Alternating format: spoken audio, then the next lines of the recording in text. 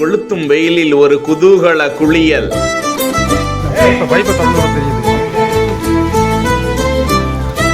அடிக்கிற வெயில்ல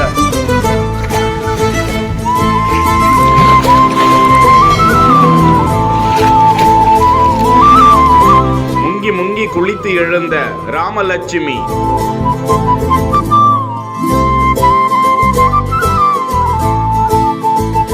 யானைக்கென்று கட்டப்பட்ட 15 லட்சம் மதிப்பிலான நீச்சல் குளத்தில் ஜாலியோ ஜிம்கானா.